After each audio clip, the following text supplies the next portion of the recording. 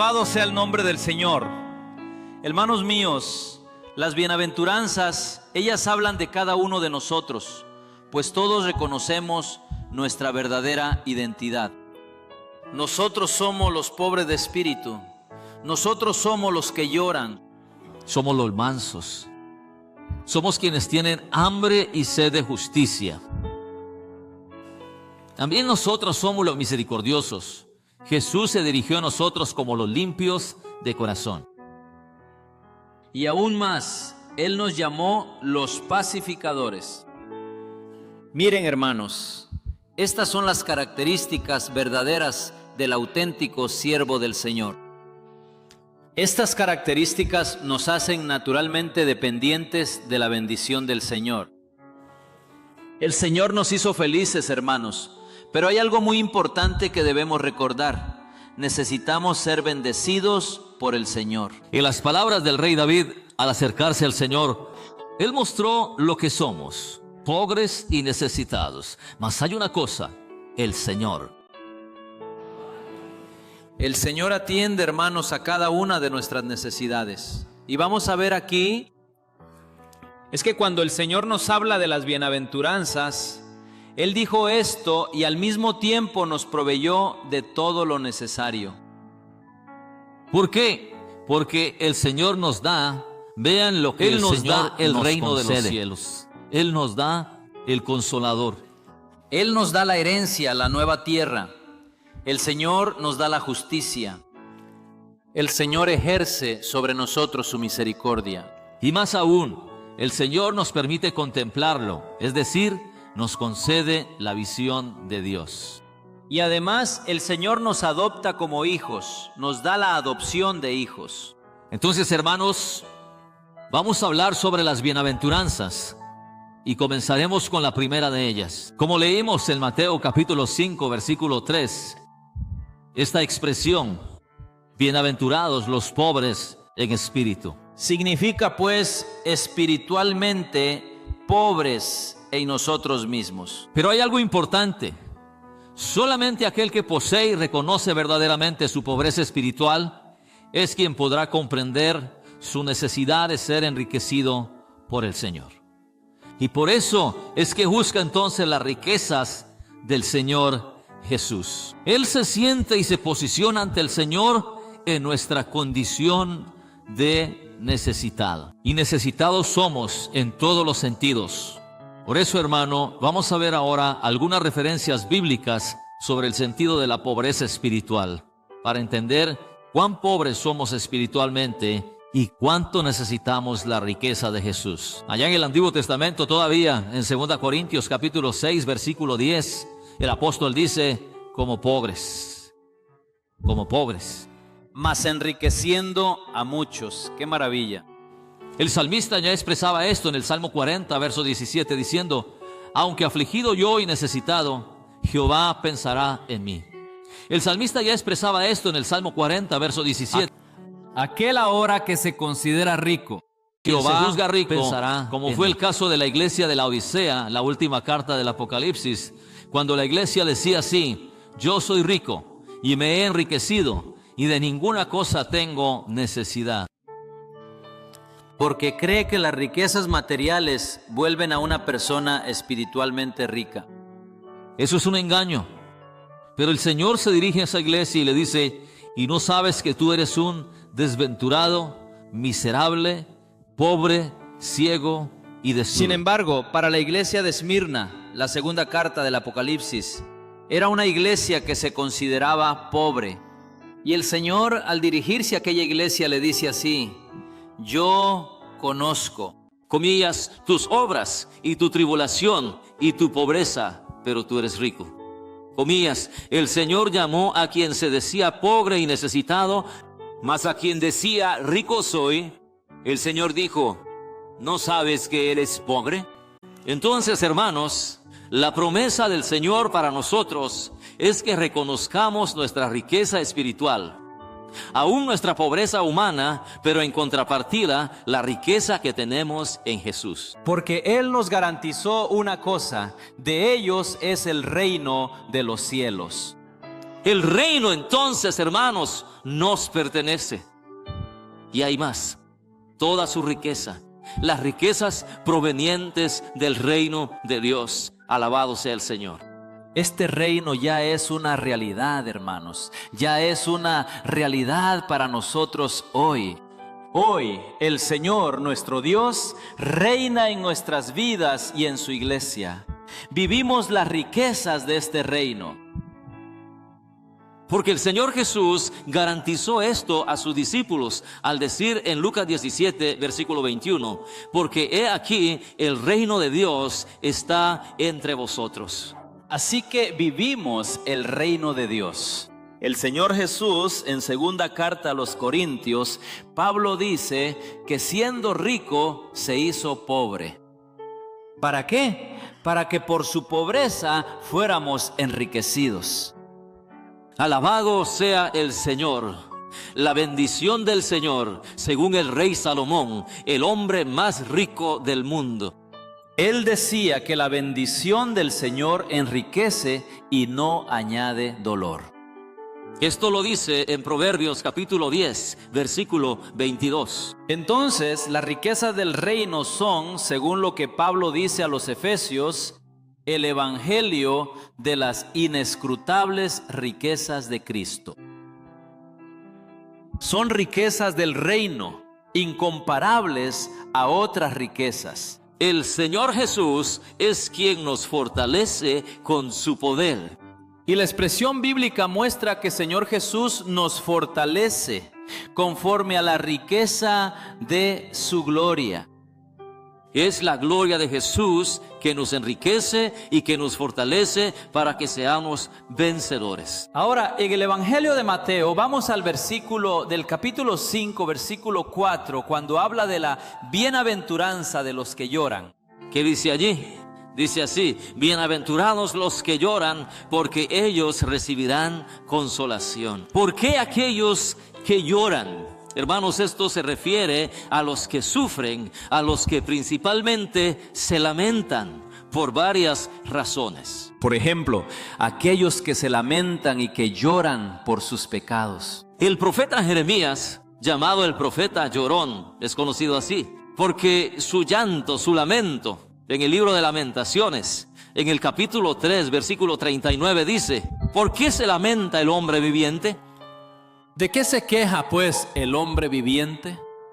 Es lo que está en el versículo. Y la respuesta es: laméntese el hombre en su pecado. Así los siervos lloran al notar manifestaciones carnales en sus vidas. Pero en ese llanto lloran a los pies del Señor. Y a los pies del Señor lloran clamando victoria. Además, el siervo también llora, al igual que Ana, por el reavivamiento de la obra del Señor. Ana lloró allí a los pies del Señor por el reavivamiento de la obra allá en Israel. Así el siervo llora por salvación. Cuando ves al impío o a los suyos sin salvación, el siervo llora a los pies del Señor. Los siervos lloran por los pecados del mundo, viendo al pecador en medio de la maldad, injusticia, la desintegración familiar y la infidelidad de creyentes. Es causa de llanto, bienaventurados los que lloran. Además de todo esto, los siervos también lloran y claman con anhelo por la evangelización, o sea, por la salvación de vidas. Y quien nos recuerda esto es el salmista en el Salmo 126, versículo 5, que dice así: los que sembraron con lágrimas, con regocijo segarán. Ahora, hay algo a los pies del Señor cuando presentamos nuestro llanto, nuestro lamento y nuestro quebrantamiento. La palabra del Señor nos garantiza una cosa en el Salmo 51, diciendo así: al corazón contrito y humillado no despreciarás. No despreciarás, no lo despreciarás tú, oh Dios. La promesa del Señor a los que lloran es una sola, hermanos: ellos serán consolados. Para el siervo del Señor el llanto dura solo una noche. El salmista habla de eso, El llanto puede durar una noche, pero ¿qué hay de la alegría? La alegría viene por la mañana. Entonces el Señor Jesús no solamente nos envió una consolación, hermanos. Él envió al mismo Consolador para estar con nosotros todos los días y para acompañarnos por siempre. Vean, hermanos, hay otra consolación que Jesús dejó a sus discípulos y a la iglesia, y es nuestro consuelo hoy cuando dijo: no se turbe vuestro corazón. Creéis en Dios, creed también en mí. Y añadió: en la casa de mi Padre muchas moradas hay. Y dijo: les preparo lugar. Es nuestro consuelo. Y más, al comisionar a sus discípulos, llenándolos del poder de Dios, para que fueran evangelistas, para evangelizar el mundo, el Señor Jesús los consoló: no les faltará nada. Recibiréis poder cuando el Espíritu Santo descienda sobre vosotros. Así el Espíritu Santo Consolador nos fortalece, nos prepara y nos da poder para testificar, hermanos. Pero no solo para testificar, sino para vencer el pecado. ¿Estás bautizado con el Espíritu Santo? Sí, entonces eres vencedor contra el pecado. Ahora, al versículo 5 del capítulo 5, hay otra bienaventuranza, la de los mansos. Jesús dijo: bienaventurados los mansos. ¿Por qué los mansos? ¿Por qué Jesús nos dio esa bienaventuranza como mansos? Porque Él dijo: soy manso y humilde de corazón. Jesús es manso y humilde de corazón. Por eso dice: bienaventurados los mansos, aquellos que están en Jesús.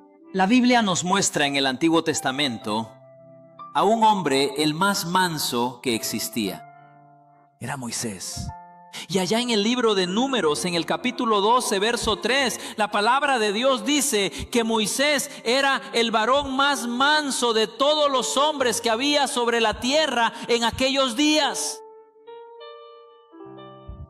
Por eso después Jesús vino diciendo: yo soy manso y humilde de corazón. Entonces él naturalmente, su condición, la condición allí, no era la de antes de la conversión. De hecho, Moisés llegó a ser un hombre violento en Egipto, pero aprendió del Señor, hermanos, a ser manso. El manso es aquel que en el Señor descansa porque en Él confía. No actúa impulsivamente, todo lo contrario.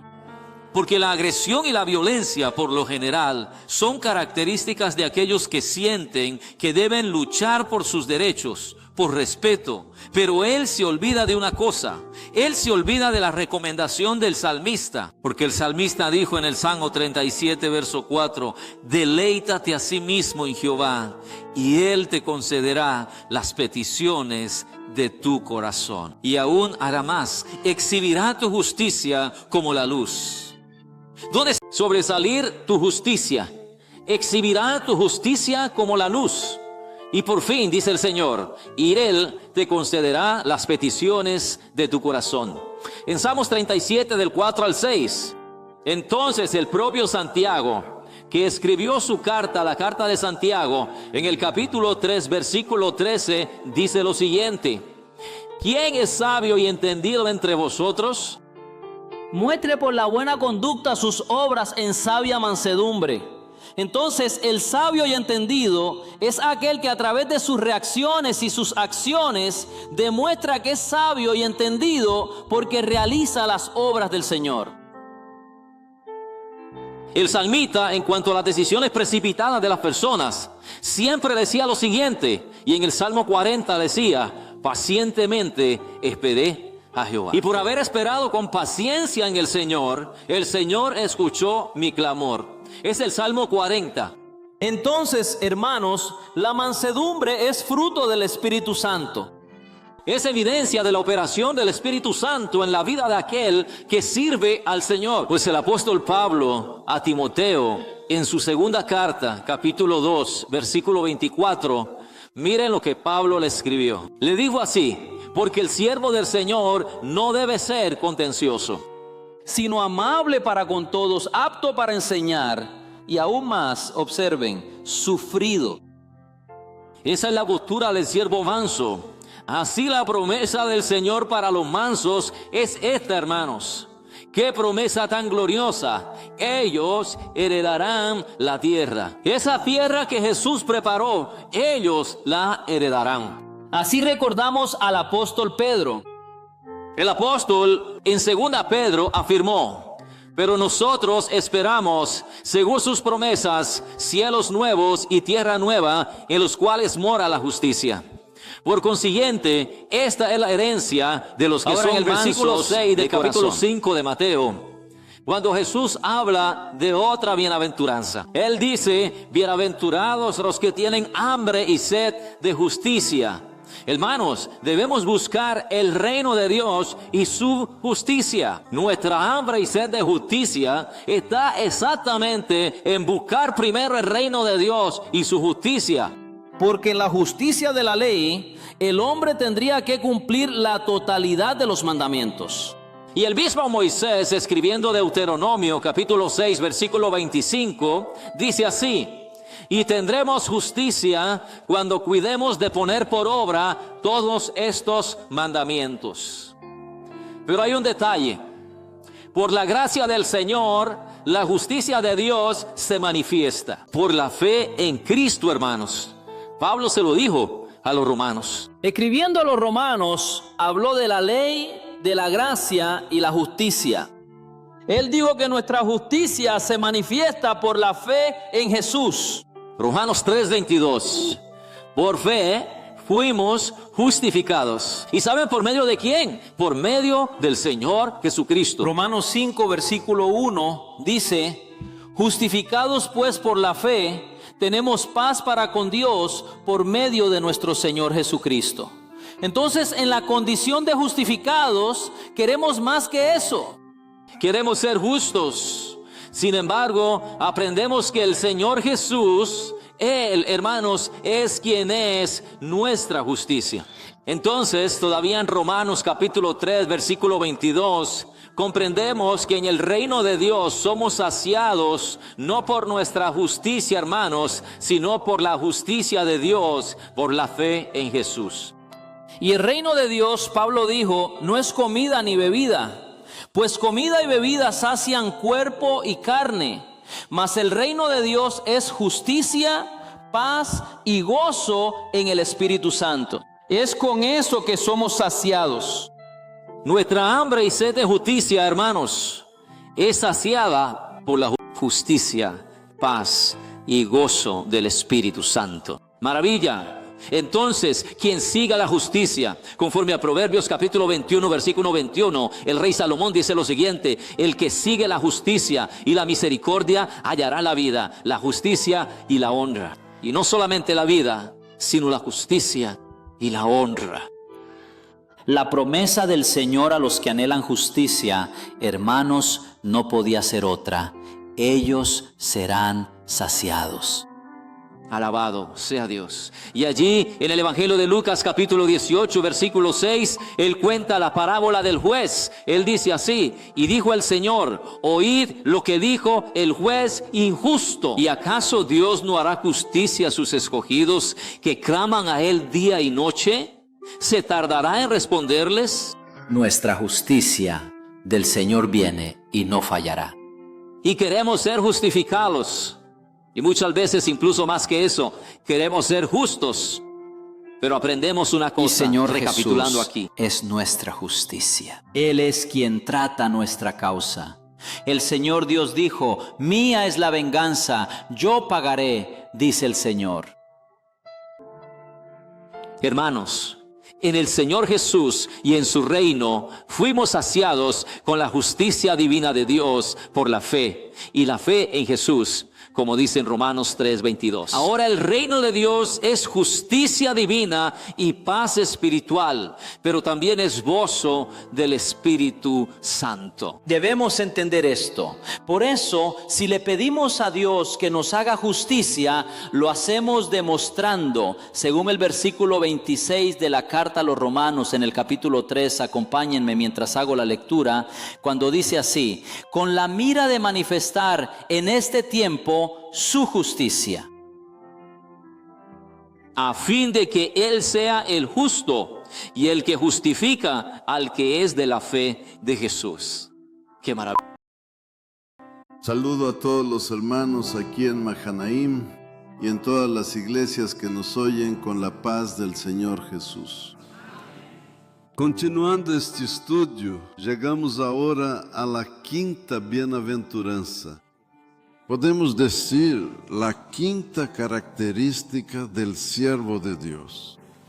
La quinta cualidad que por el Espíritu Santo nos ha sido concedida y transmitida a nosotros.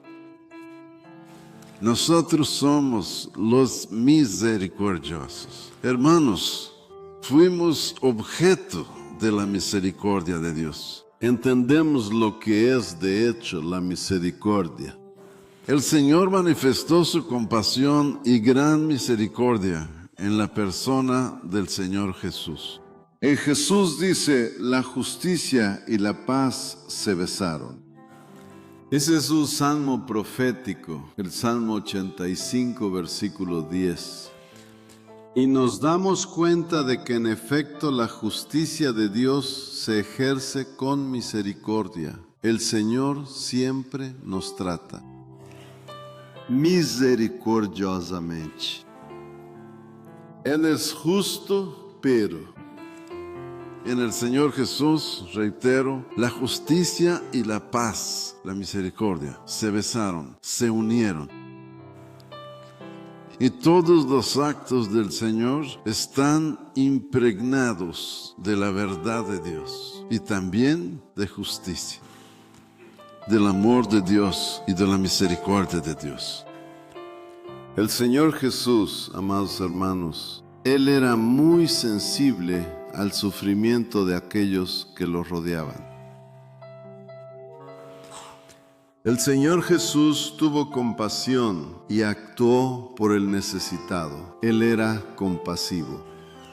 Misericordioso, misericordia.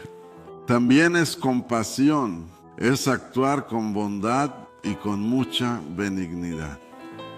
Nosotros aprendimos a ser misericordiosos con el Señor Jesús. Y la palabra de Dios dice que hay una bendición si nosotros nos comportamos con esta misericordia aprendida del Señor Jesús. Y la bendición para nosotros es que ellos alcanzarán misericordia. El Señor seguirá siendo misericordioso con nosotros. El profeta Jeremías ya lo decía, la misericordia del Señor son la causa de que no seamos consumidos. Se renuevan cada mañana. Misericordia, como sabemos, es que Dios no nos trata como merecemos, ¿entienden? Dios no nos trata como merecemos. Él nos trata con amor, con misericordia, con compasión. Gracias a Dios por eso. ¿Qué sería de nosotros si Dios solo nos tratara con justicia, sin misericordia?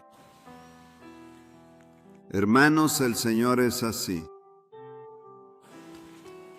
Él es misericordioso, pero al mismo tiempo, Él no tolera el pecado. A Él no le agrada el pecado, no acepta el pecado en nuestras vidas. Él nos perdona misericordiosamente, pero nos dice, como le dijo a aquella mujer pecadora, ¿recuerdan? Comillas, vete y no peques más, comillas. Amén. Pero ahora, amados hermanos, tenemos por tanto un ejemplo a seguir. Tenemos que ser misericordiosos. Al tratar a nuestro prójimo, siendo tolerantes, generosos y pacientes con sus errores. Pasemos ahora a la siguiente bienaventuranza. Bienaventurados los de limpio corazón. La palabra de Dios es clara con respecto a la santidad. Nuestro Dios, Él es santo, santo, santo, santo. Y debemos vivir en comunión con ese Dios que es absolutamente santo. Pero el Señor, Por su santidad nos dice, sed santos, porque yo soy santo. Y Dios nos advierte, y la santidad sin la cual nadie verá al Señor. es por eso que el pastor Gilson ya trató la otra bienaventuranza. Lloramos a los pies del Señor cuando pecamos, ¿verdad? Pues deseamos vivir en santidad. No nos conformamos con el pecado. Seguimos andando en ese camino santo. Nosotros seguimos buscando cada día la santidad en nuestras vidas. Cada día queremos ser aperfeiçoados por el Señor.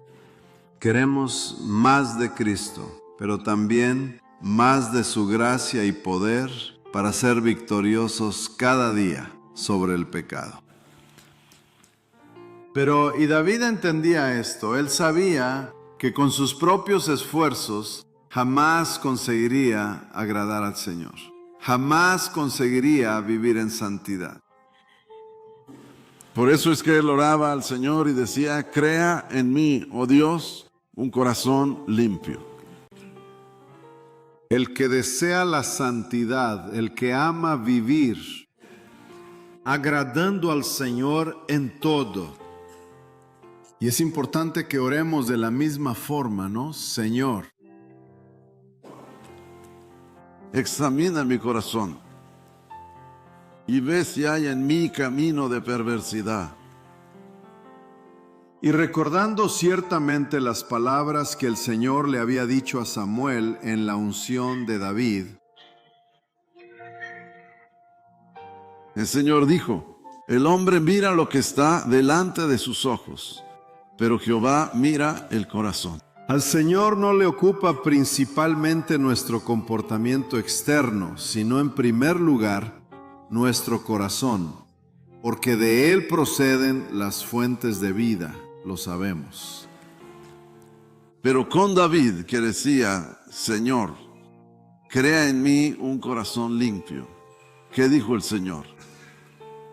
He hallado a David, Varón conforme a mi corazón, quien hará todo lo que yo quiero. Entonces, hermanos, guardemos nuestros corazones. velemos. Guardar el corazón es velar por nuestras ideas. El corazón en aquella época era considerado como la fuente de los pensamientos. Así nuestra oración es velar el corazón, velar los pensamientos y velar los sentimientos para que no nos engañen. La palabra nos dice, engañoso es el corazón, ¿verdad? Y así, Oraremos como David. examíname, oh Dios, y ve. Pruébame si hay mal camino en mi corazón. Y ve. Y ahí el Señor nos responde de una forma maravillosa, ¿no? Siempre que clamamos a Él por eso. Y os daré un corazón nuevo, ¿verdad? En Ezequiel 36, versículo 26, encontramos esta mención. Os daré corazón nuevo. El Señor nos dio un corazón, pero puede contaminarse. Por eso velamos.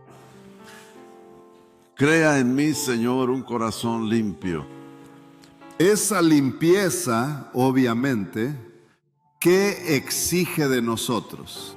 Una operación constante de la sangre de Jesús. Por eso el Señor nos dijo, velad y orad. Orad, clamad, Señor, purifícame con el poder que hay en la sangre de Jesús. Muy bien, es la palabra de Dios, entonces promete para estos. ¿Cuál es la promesa de esta bienaventuranza? Los limpios de corazón verán a Dios.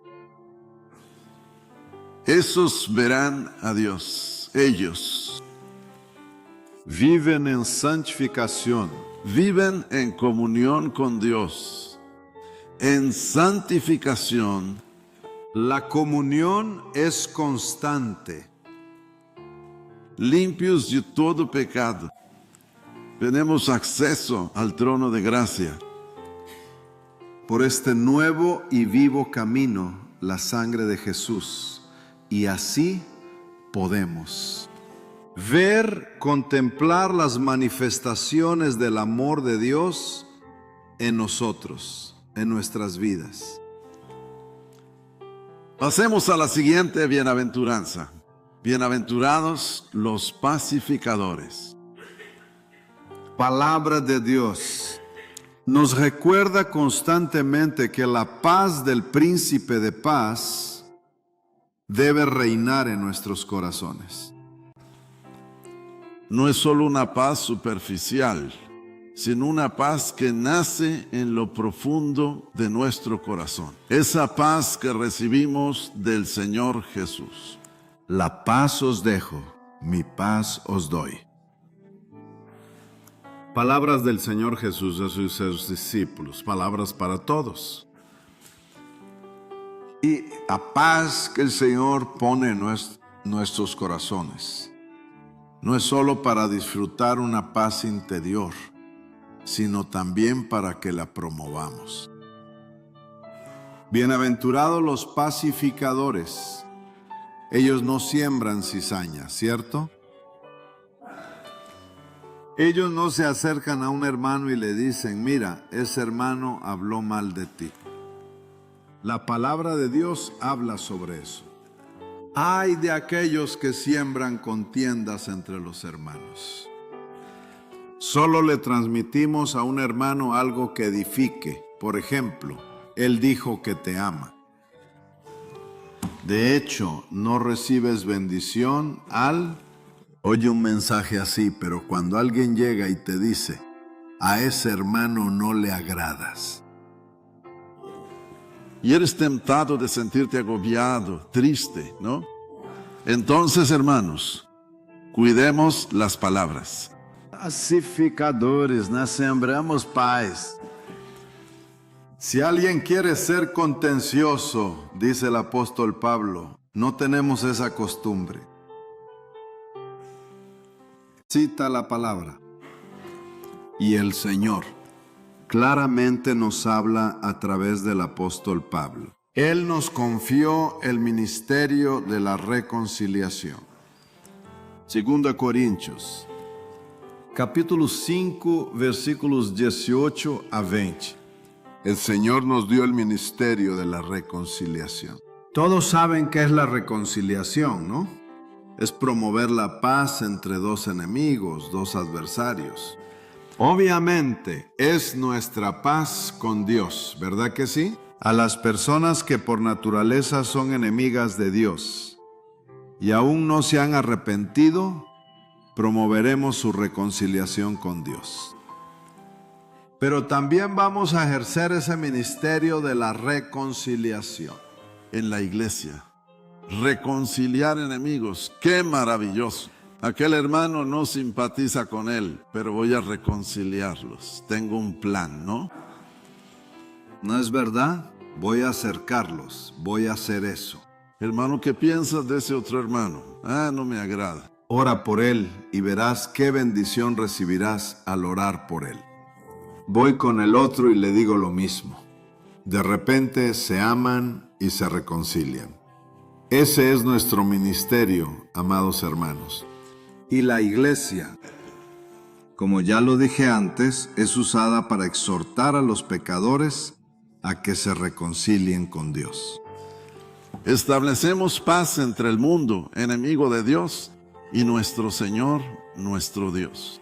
Y la palabra de Dios aún nos dice algo importante para nuestra vida diaria, nuestra vida en nuestro ambiente de trabajo, por ejemplo. Si es posible, tened paz con todos los hombres. Ese es nuestro esfuerzo constante, ¿cierto? Cuidemos nuestro corazón para estar en paz con todos los hombres, mientras sea posible. Y en la iglesia mucho más, ¿verdad? En la iglesia la palabra de Dios nos exhorta en el capítulo 4 de Efesios, versículo 3, a tolerarnos unos a otros con amor, procurando cuidadosamente mantener la unidad del Espíritu, por el vínculo de la paz. ¿Qué unidad es esa? El Espíritu Santo nos unió en un cuerpo y esa unidad no puede romperse. Es necesario que haya paz entre nosotros, amor entre nosotros, porque el amor es el vínculo, es la unión, es el pegamento que nos une unos con otros. Amén. Así, pero es obvio, para ser pacificadores debemos experimentar la paz que el Señor nos dejó. La paz os dejo, mi paz os doy. Y la paz es uno de los aspectos del fruto del Espíritu Santo, ¿recuerdan? El fruto del Espíritu es amor, gozo y paz ao princípio. Paz interior, resumindo lo que dije, paz interior. Paz con los hermanos, paz en relación a los pecadores, promovemos la paz. Paz con Dios. ¿Cuál es nuestra recompensa por ser pacificadores? Ser llamados hijos de Dios. Es poco, porque somos como nuestro Padre. tenemos la misma genética que nuestro hermano, el Señor Jesús, ¿no es verdad? Somos de hecho hijos. Por eso, ciertamente, no queremos bajo ningún concepto fomentar conflictos entre hermanos. ¿Verdad que no? Así no seríamos pacificadores. Perderíamos la bendición de ser hijos de Dios. Los hijos heredarán el reino. Heredad, benditos de mi Padre, el reino preparado para ustedes desde la fundación del mundo. Amados hermanos, sigamos la paz de Dios. Guardemos la paz del Señor en nuestros corazones. Seamos pacificadores. Finalmente, outra bem-aventurança. Los perseguidos por causa de justicia. Y lo entendemos. Por eso Pablo y Silas, estando allí en la prisión de Filipos, estaban glorificando al Señor. Y al Señor le agradó. Y Pablo, entonces, vivió realmente esto que está escrito. En esta felicidad, dichosos los que sufren persecución por la justicia. Estaban felices glorificando al Señor. Luego aconsejó a Timoteo, sufre penalidades como buen soldado de Jesucristo. Amén. El Señor nos enseña, amados hermanos, la paciencia. Palabra difícil, ¿no? Me costó aprenderla. Es el cuarto fruto del Espíritu Santo, ¿recuerdan? Amor, gozo, paz, paciencia. ¿Qué es eso? Paciencia en la tribulación. Sufrir con paciencia las pruebas. ¿Y cuál debe ser entonces nuestra reacción frente al sufrimiento? Causado por las persecuciones, la misma que tuvieron los discípulos en su primera gran experiencia de persecución. Hechos 5:41. Vamos a leer. Y ellos salieron de la presencia del concilio, gozosos de haber sido tenidos por dignos de padecer afrenta por causa del nombre. Qué cosa tan maravillosa, qué privilegio tan grande. Reconocieron que soy discípulo de Jesús. soy un hijo de Dios. Por eso sufro esta afrenta. ¿Y la promesa para ellos cuál es? En esta bienaventuranza. De ellos es el reino de los cielos. Amén. Somos perseguidos aquí. El reino de los cielos. El cielo nos pertenece, amados. Si padecen por causa de la justicia, nos dice Pedro, bienaventurados sois, aleluya, bienaventurados somos. Es casi una repetición de la anterior, ¿verdad? Cuando por mi causa os vituperen y os persigan y digan toda clase de mal contra vosotros, mintiendo. Y una vez más se enfatiza este gran privilegio que tenemos de ser considerados dignos de sufrir por amor al Señor. Y la promesa de esta última mención, ¿cuál es? Grande es su galardón en el cielo.